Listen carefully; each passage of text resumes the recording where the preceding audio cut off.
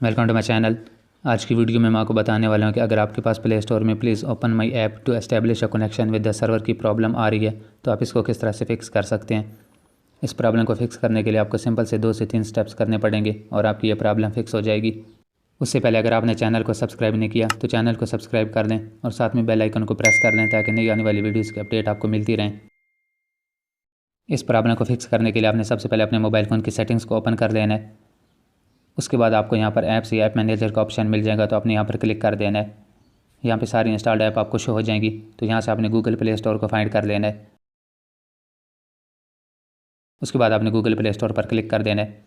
उसके बाद आपको यहाँ पे स्टोरेज का ऑप्शन मिल जाएगा तो आपने यहाँ पर क्लिक कर देना है। सबसे पहले आपने क्लियर कैशे पर क्लिक कर देना है। उसके बाद आपने क्लियर डेटा पर क्लिक कर देना है। यहाँ से आपने डिलीट पर क्लिक कर देना है। उसके बाद आपने यहाँ से इसको बैक कर देना है। तो बैक करने के बाद आपने थोड़ा सा नीचे आ जाना है। यहाँ पे आपको परमिशन का ऑप्शन मिल जाएगा, आपने यहाँ पर क्लिक कर देना है।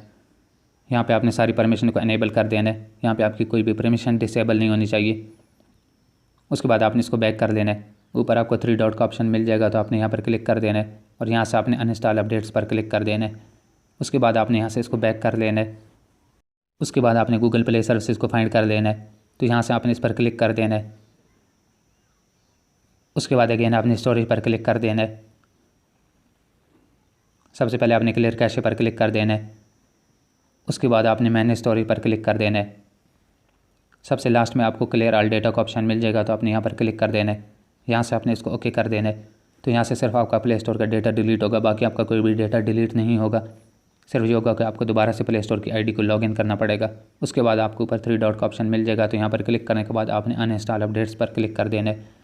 उसके बाद आपने अपनी डिवाइस को रीस्टार्ट कर लेना है। तो रीस्टार्ट करने के बाद आपने दोबारा से प्ले स्टोर की आईडी को लॉगिन कर लेना है तो आपकी प्रॉब्लम फिक्स हो जाएगी। उम्मीद है कि आपको वीडियो पसंद आई होगी। अगर पसंद आए तो लाइक कर दें, चैनल को सब्सक्राइब कर दें।